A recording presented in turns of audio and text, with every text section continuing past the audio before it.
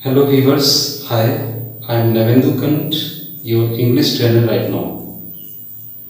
Today in this video lecture, we shall learn what an exclamatory sentence is, how better an exclamatory sentence can be defined, and how well we can form a lot of exclamatory sentences in our English language by following those five structures given on the board. My dear viewers, आप अपने grammar के knowledge को improve और enhance करने के लिए मेरी लिखी हुई book conceptual English grammar at a glance written by एन कंट and published by Blue Rose publishers, जो अब डिजिटल फॉर्मेट में गूगल प्ले बुक्स पे 50% बोनस डिस्काउंट ऑफर के साथ अवेलेबल है, उसे जरूर खरीदें। यही बुक टेक्स्ट बुक फॉर्मेट में Blue Rose stores, Amazon, Flipkart और शॉप क्लिप्स ई-कॉमर्स चैनल्स पे भी अवेलेबल है 12% इंस्टेंट डिस्काउंट ऑफर के साथ, जिसे आप खरीद कर अपने ग्रामर में रिक्वायर्ड नॉलेज को इम्प्रूव कर सकते हैं, इन्हेंस कर सकते हैं और इस प्रेशियस बुक पे आप अपनी सेल्फ प्राइड भी फील कर सकते हैं। My dear viewers, now let's understand what an exclamatory sentence is, what structures it has got to form various exclamatory sentences in English language. हम लोग आज की वीडियो लेक्चर में एक्सक्लेमेटरी सेंटेंस क्या होता है, इस लैंग्वेज में एक्सक्लेमेटरी सेंटेंसेस को फॉर्म करने के लिए क्या क्या डिफरेंट स्ट्रक्चर्स हो सकते हैं और हम फाइनली किस तरह एक्सक्लेमेटरी सेंटेंसेस को फॉर्म कर सकते हैं, एग्जाम्पल सेंटेंसेस से गुजरते हुए इसके बारे में रिच अंडरस्टैंडिंग डेवलप करेंगे। So let's start knowing about the definition of exclamatory sentence given on the board. इसलिए सबसे पहले हम स्टार्ट करेंगे बोर्ड पे दिए हुए exclamatory sentence के डेफिनेशन के लैंग्वेज को समझने के साथ। डेफिनेशन क्या है? A sentence which expresses different sudden and strong feelings like joys, sorrows, sadness, pains, rage, disgust, surprise, etc. of our mind is called exclamatory sentence. एक ऐसा सेंटेंस जिसमें हमारे दिमाग के, हमारे दिल के सिचुएशन के मुताबिक डिफरेंट, सडन और स्ट्रॉन्ग फीलिंग्स का एक्सप्रेशन हो। एक ऐसा सेंटेंस जिसमें हमारे माइंड, हमारे हार्ट में डेवलप करने वाले सिचुएशंस के मुताबिक डिफरेंट, सडन, आकस्मिक एंड स्ट्रॉन्ग फीलिंग्स का एक्सप्रेशन हो, जिस फीलिंग्स में क्या क्या हो सकते हैं? द फीलिंग ऑफ जॉयस, खुशियाँ, सॉरोज, दुख, सैडनेस, उदासी, पेन्स, दर्द, प्रेज, तारीफ, प्रशंसा, डिस्गस्ट, घृणा, नफरत, सरप्राइज, आश्चर्य। इन डिफरेंट, सडन और स्ट्रॉन्ग फीलिंग्स का एक्सप्रेशन जिस सेंटेंस में हो, उस सेंटेंस को हम एक्सक्लेमेटरी सेंटेंस कहेंगे। Is that clear? Now after understanding the definition of exclamatory sentence, we should know about those 5 structures to form exclamatory sentences in our English language. अब exclamatory sentence के definition को जानने के बाद हम जानेंगे वो कौन से 5 structures हैं जिसके बेसिस पे हम अपनी इंग्लिश लैंग्वेज में कई अलग अलग तरह की exclamatory sentences को फॉर्म कर सकते हैं। Let's understand about these 5 structures to form exclamatory sentences one by one given on the board. First, structure what plus a oblique n plus noun plus other words shown here in the bracket plus note of exclamation. Exclamatory sentence को form करने के लिए first structure on board जो दिया हुआ है उसके मुताबिक सेंटेंस के स्टार्ट में हम व्हाट प्लेस करेंगे, उसके बाद ए या एन में से कोई एक आर्टिकल या डिटरमाइनर यूज करेंगे, उसके बाद नाउन डालना कंपलसरी है। आप सेंटेंस को चाहें तो नाउन के बाद ही नोट ऑफ एक्सक्लेमेशन यूज करते हुए स्टॉप कर सकते हैं, ब्रेक कर सकते हैं, या उससे ज़्यादा कुछ कहनी हो तो आगे ब्रैकेट में इंडिकेट किया गया है you can use other words whatever you like. Okay, first structure easy है एक्सक्लेमेटरी सेंटेंस को यूज करने के लिए। सेंटेंस के स्टार्ट में व्हाट लगाना है, उसके बाद ए ऑब्लिक एन लगाना है, उसके बाद फिर नाउन लगाना है। सेंटेंस को आप चाहें तो वहीं पे लाके नोट ऑफ एक्सक्लेमेशन के साथ ब्रेक कर सकते हैं, स्टॉप कर सकते हैं, और उससे ज्यादा अगर कुछ कहना हो तो other words you can also use whatever you like. उसके बाद आप चाहें तो अदर वर्ड्स अपनी चॉइस के मुताबिक, सिचुएशन के डिमांड के मुताबिक यूज कर सकते हैं।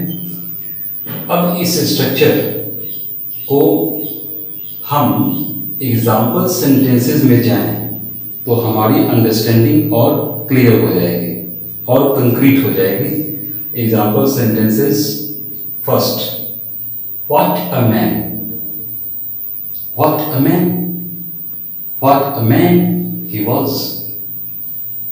What an idea, what an idea, what an idea it is, it was.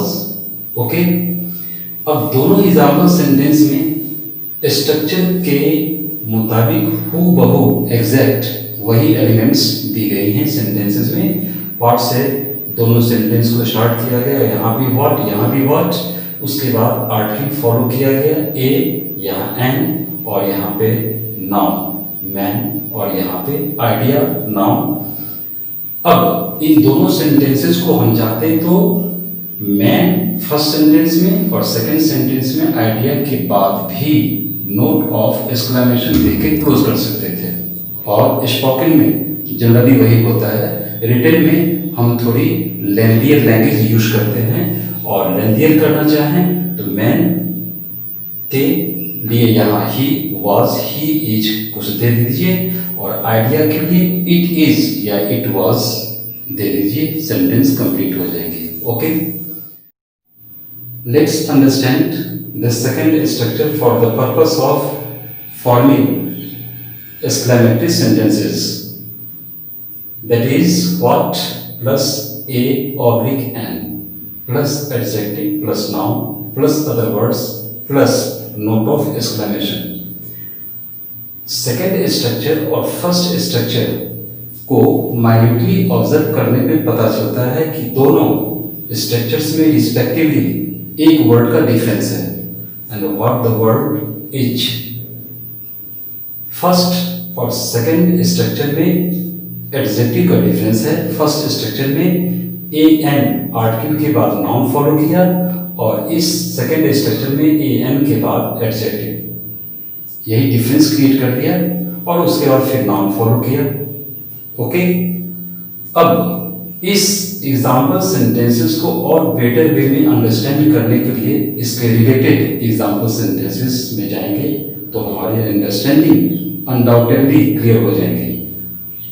First example sentence, what a faithful peon, what a faithful peon he is, what a dirty place, what a dirty place it was, something like that.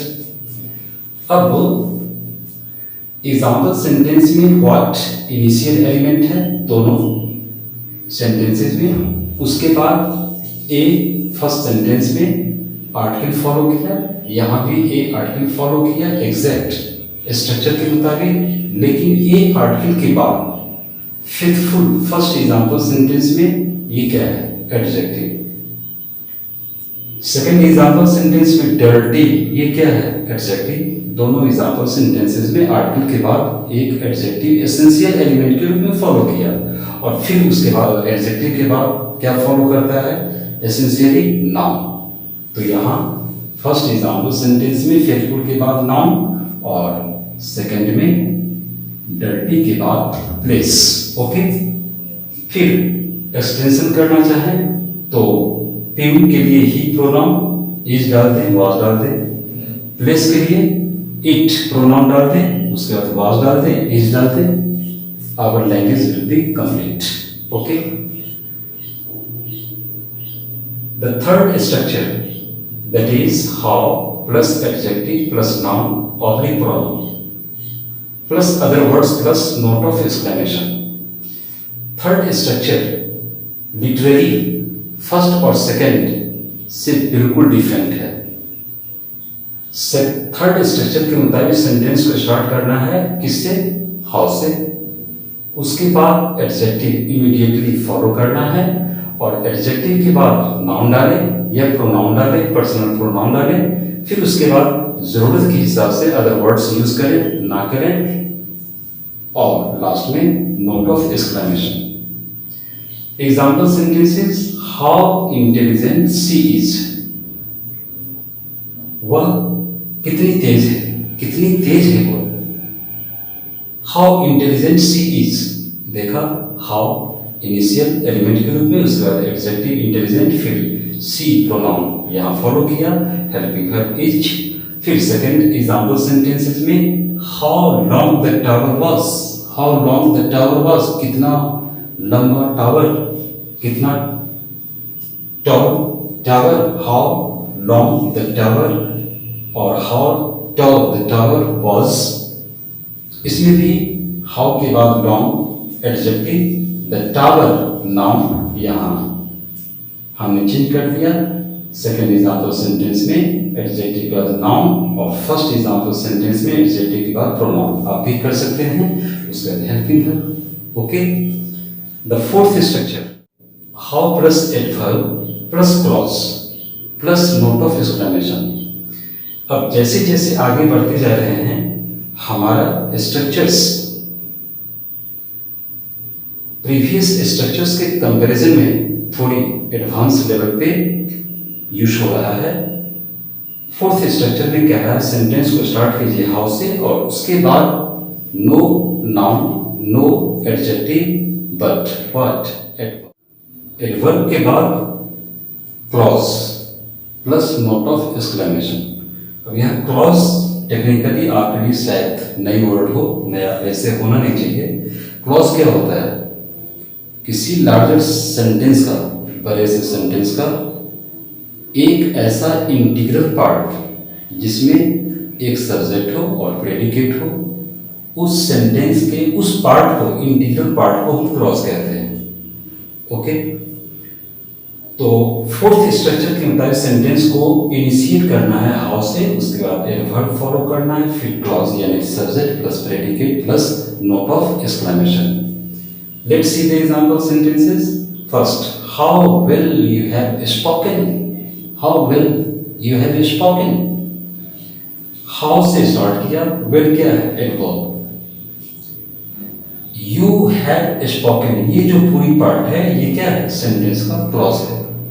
Okay, second, how fast he drives the bike, how fast he drives the bike, कितनी तेजी से वह bike को चलाता है।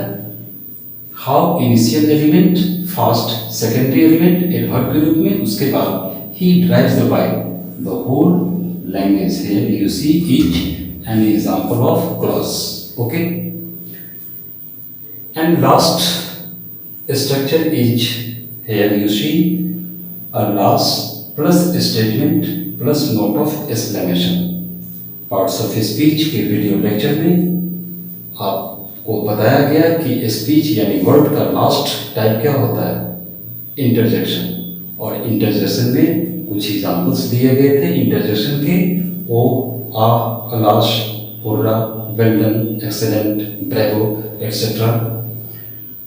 तो sentence की starting करनी है किससे, alas. This should be an initial element to begin your sentence of exclamatory nature, followed by a statement. तो स्टेटमेंट में भी सब्जेक्ट आएगा, प्रेडिकेट आएगा. ओके, सेंटेंस देखिए. Alas, she suffered severely. Alas, she suffered severely.